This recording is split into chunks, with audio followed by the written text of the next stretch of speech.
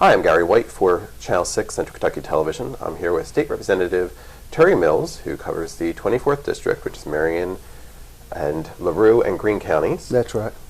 And Terry, you've been the representative for our 24th District for 7 years, right? I have. I was sworn in February 10th of 2010. And first off, Gary, thank you for allowing me to be on your station here.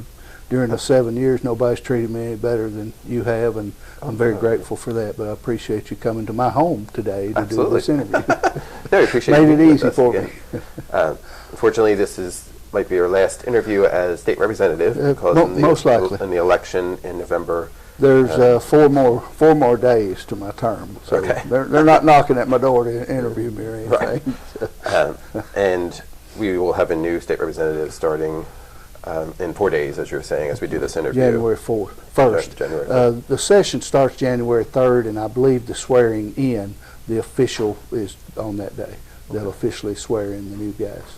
So we wanted to talk with Terry about the 7 years, about what you've been able to accomplish, what you have enjoyed in the experience, and just kind of talk a little bit about all that stuff. So first of all, you're saying it's been 7 years that you've been in there. What do you think you've learned the most from those 7 years? Oh my goodness, I often tell people that I learned more in the last 7 years than I did in the 59 first years I had. So the unique thing about being in the General Assembly is that literally any issue that occurs in life can come before you.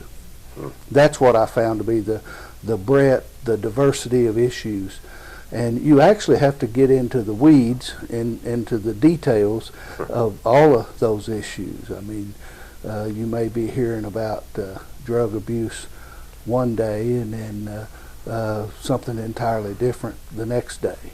So the diversity and the things that I learned, I always said, well, going to college doesn't make you intelligent. It actually teaches you more about what you don't know. It teaches you what there is out there to know, and that's kind of like my 7 years in the General Assembly. Great experience. When I decided to run, it was I'm proud of a couple of things. One, the way I got into it.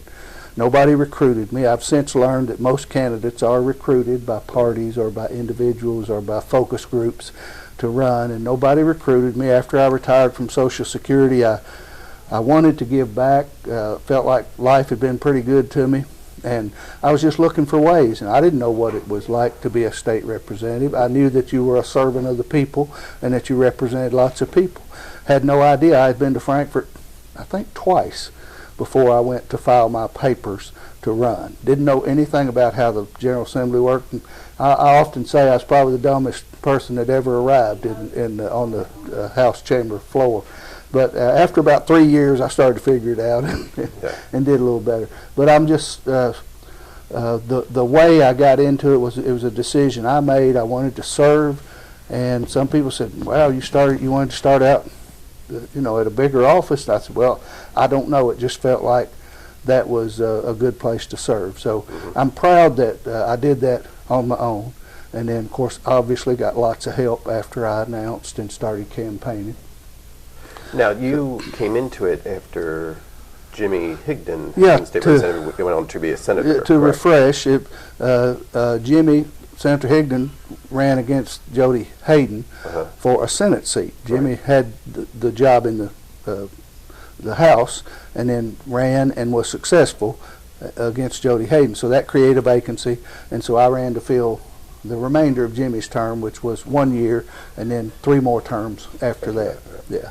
So you're saying, so you've had 4 elections, right? No. No, 5? No. I've had 6 elections. 6 elections, okay. Yes. 6 elections in 7 years. And I'll talk a little bit more about elections later, but I'm not sure that any political candidate in Marion County has ever had more elections than 6. I would appreciate if somebody would do some research and tell me if I had more elections. And that was regrettable that I spent such a large portion of my time campaigning for office. But that's the process, and I respect that, and I knew what I was getting into when I got into it. And actually, I can honestly say I think I've seen the best and the worst of the election process. Fortunately, I spent a lot more time in the best than I did in the worst. So, and I'll talk a little bit more about that later if you'd like also. Absolutely.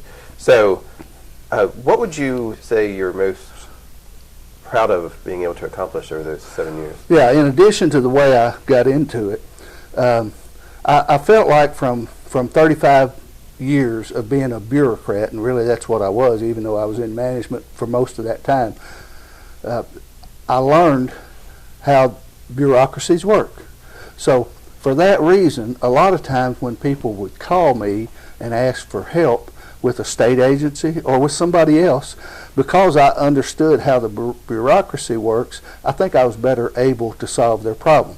No way was I able to solve everybody's problem who contacted me, but I had a standard line that I told everybody, I can't promise that I can help you, but I will try.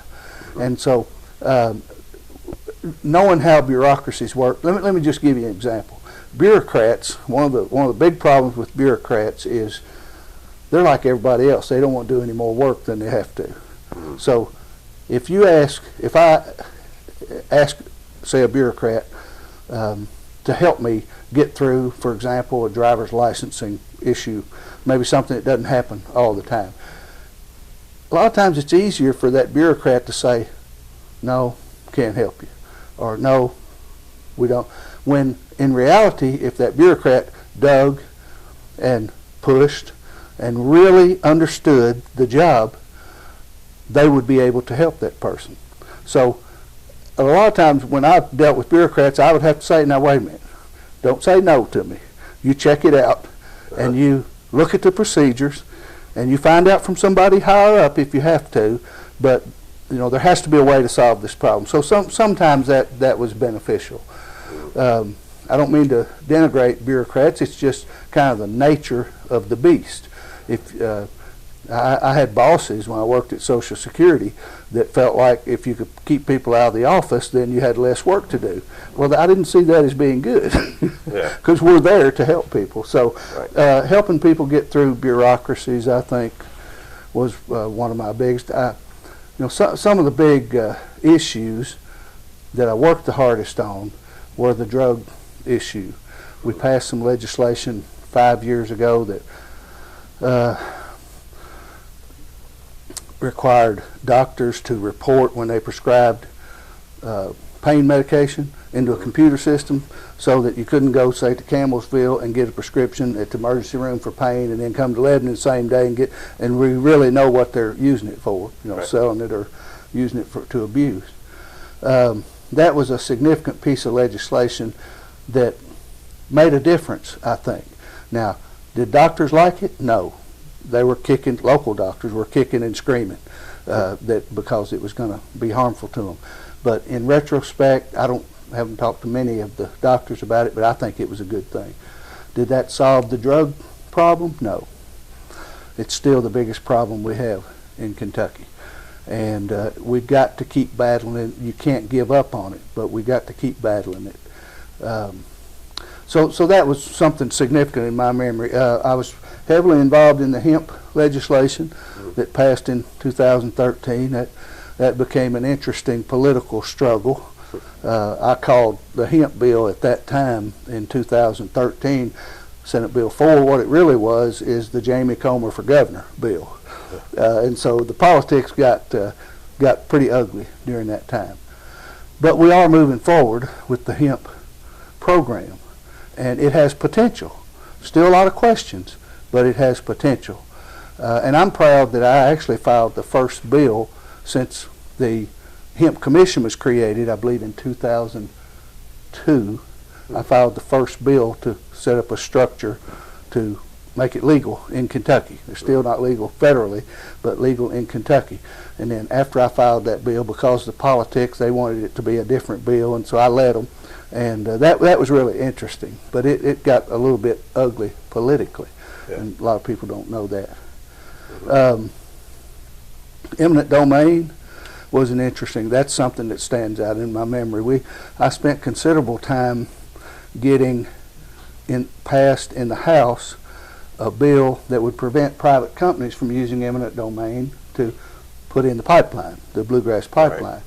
And it did pass the House, and that was a struggle. I remember lobbying the gas and oil people, you know, who generally were with the oil companies on my side, the Democrats, and they finally gave in and allowed us to pass that bill, which banned private companies, kept private companies from using eminent domain laws to take property. Right.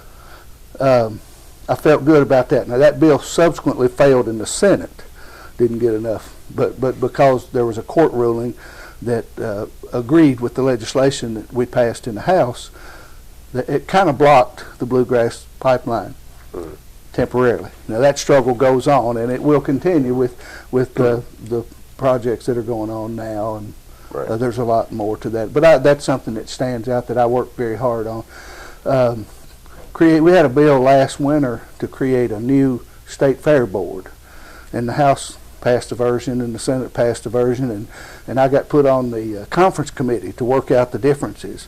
And I remember that there was a good feeling about going into a room with 5 or 6 people with the objective, taking two sides that were disagreed and having us come together.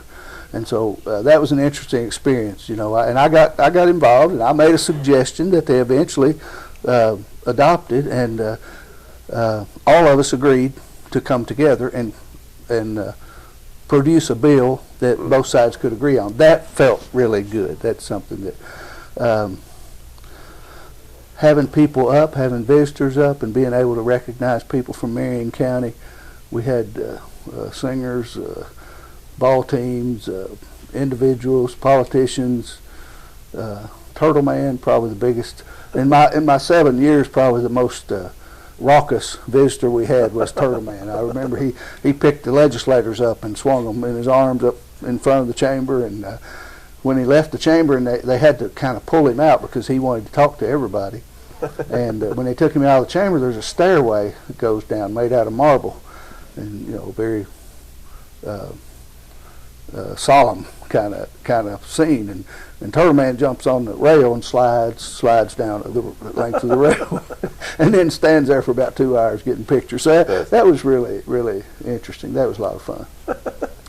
What would you say is some of the things you regret not having been able to accomplish over those? The biggest thing is probably getting more done about the drug crisis in Kentucky.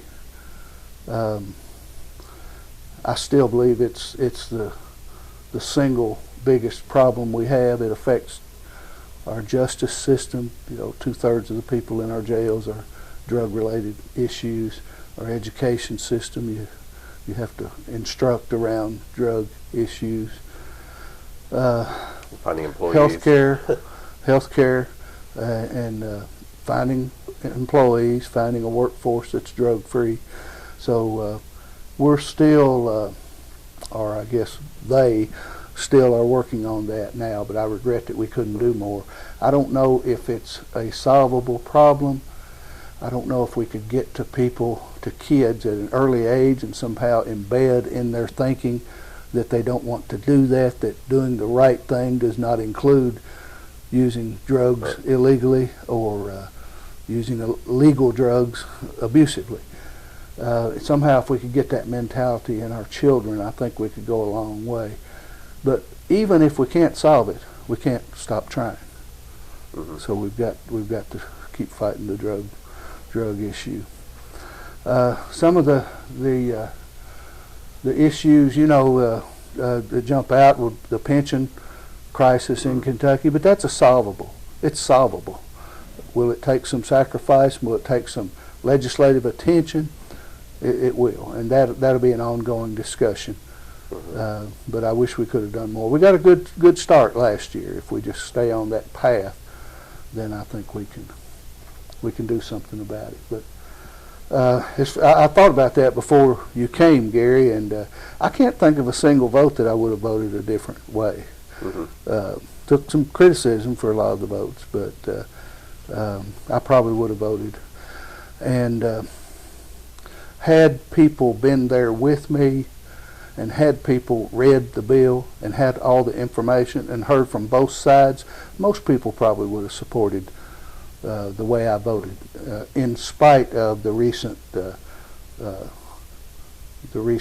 distortions in my recent campaign about my voting record. There were distortions, but anyway. After having experienced this for 7 years, what would you like the public to? What kind of advice can you pass on to the public about either the elections of which you've had 6, and also about campaigns and about just the government in general? Yeah, there's one overriding thought I have. I'll give you it last. But I wish that every citizen could experience being in the General Assembly. When I went there, and I still am. I'm just I want to be just a regular person. In fact, I say frequently that I wanted to be there for the people that didn't have lobbyists, for the poor people, for the sick people, for the working people who don't have unions. I wanted to be there for those people. But if every citizen could do that, you'd be a better citizen. And if you see, one of the things that came through to me loudest and clearest is that there's always two sides to an issue. A lot of people come to me and say, you got to pass a bill, file a bill. I filed a few bills like that, but you got to pass a bill that'll do this. Who could be against it? And my reaction after I learned the process was, I don't know, but somebody will be against it, because there's two sides to every issue. And I would hope that being open-minded is important, and children in our educational system should learn that in order to make a sound decision, a right decision on any issue, and this would apply in their life, in their relationships, look at the good and look at the bad, and learn for yourself. Don't believe one source, don't believe the news media, don't believe one person, don't believe one group. Study it, listen to everybody, put it all together, and as human beings, and we're all, I think, rational human beings, we would make the right decision. So that came through to me loud and clear. I like to think I'm more open-minded than I was before I went up there. And to those people who see things as clearly right or wrong, I would urge you to think about that and be sure before you declare that something is right or wrong. Make sure you consider both sides. So just a little bit of thinking out loud, I guess. Be informed. Be informed. That's right. Yes.